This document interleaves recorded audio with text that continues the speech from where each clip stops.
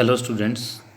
आज हम कक्षा 10वीं का पाठ नंबर 1 रासायनिक अभिक्रियाएं एवं समीकरण शुरू करते हैं।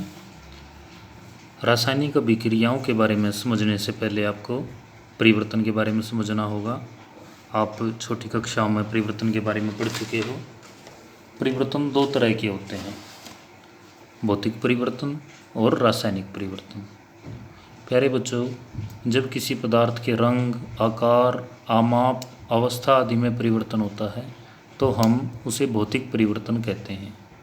यानी कि भौतिक परिवर्तन में, फिजिकल चेंज में नया पदार्थ नहीं बनता, पदार्थ वही रहता है, उसी पदार्थ में कुछ बदलाव हो जाता है, जैसे जल से बर्फ़ बन जाती है। ये भौतिक परिवर्तन है। लकड़ी है, एक लकड़ी के हमने टुकड़े कर दिए, ये भौतिक परिवर्तन है। कागज़ का एक टुकड़ा है, उसको हमने कई टुकड़ों में फाड़ दिया, ये भौतिक परिवर्तन है। यानी पदार्थ वही है, बस उसका स्वरूप बदल गया है। अगला है रासायनिक परिवर्तन। रासायनिक परिवर्तन में नया पदार्थ बनता है, जैसे दूध से दही बनना। दही बिल्कुल दूध से अलग पदार्थ है, नया पदार्थ है। हाइड्रोजन और ऑक्सीजन गैस मिलकर जल बनाती हैं। जल बिल्कुल नया पदार्थ है। हाइड्रोजन और ऑक्सीजन गैस दोनों ज्वलन में सहायक होती हैं, किसी चीज़ को जलाने में सहायक होती हैं। और जल आग को बुझाता है। जल बिल्कुल नया पदार्थ है। तो रासायनिक परिवर्तन होना ही रासायनिक अभिक्रिया कहलाता है। रासायनिक अभिक्रिया के बारे में हम बताना चाह रहे थे कि रासायनिक परिवर्तन का होना ही रासायनिक अभिक्रिया कहलाता है। रासायनिक अभिक्रिया को हम शब्दों या सूत्रों के रूप में व्यक्त कर सकते हैं। रासायनिक अभिक्रिया को शब्दों या सूत्रों के रूप में व्यक्त करना रासायनिक समीकरण कहलाता है। ये देखिए, ये एक उदाहरण है। मैग्नीशियम का दहन, मैग्नीशियम रिबन का दहन किया है। यहाँ पे मैग्नीशियम और ऑक्सीजन की अभिक्रिया हुई है, तो उससे मैग्नीशियम ऑक्साइड बना है। ये देखिए बच्चों, जो लेफ़्ट हैंड साइड में लिखे जाते हैं ये अभिकारक होते हैं, यानी इन दोनों से मिलकर ये बना है। जो राइट हैंड साइड में लिखे जाते हैं ये उत्पाद होते हैं। मैग्नीशियम ऑक्साइड ये उत्पाद बन गया है।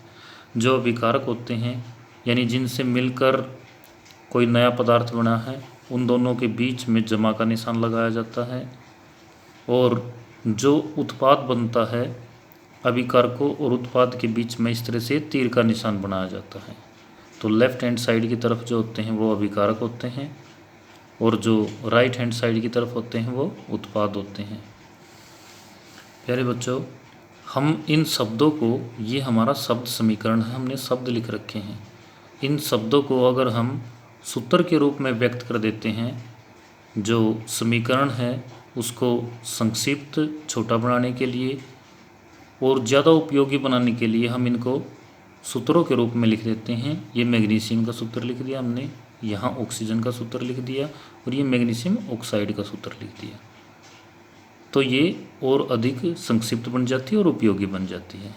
इस तरह से हम रासायनिक समीकरण को लिख सकते हैं। अब देखिए, नेक्स्ट है टॉपिक हमारा रासायनिक समीकरण को संतुलित करना। ये क्या होता है इसके बारे में बताना चाहूँगा मैं। आपने 9th कक्षा में पढ़ा है द्रव्यमान संरक्षण का नियम, यानी किसी अभिक्रिया के दौरान, किसी रासायनिक अभिक्रिया के दौरान द्रव्यमान संरक्षित रहता है। यानी जितना अभिकारकों का द्रव्यमान होता है उतना ही किसी उत्पाद का द्रव्यमान होता है। द्रव्यमान ना तो पैदा किया जा सकता है, ना उसका विनाश हो सकता है। यानी जितना द्रव्यमान अभिकारकों का, बिल्कुल उतना ही द्रव्यमान उत्पादों का होगा। तो इसके लिए ये जो अभिकारकों में जो तत्व हैं उनके परमाणु, और जो उत्पाद में तत्व हैं उनके परमाणु, ये बराबर होना चाहिए।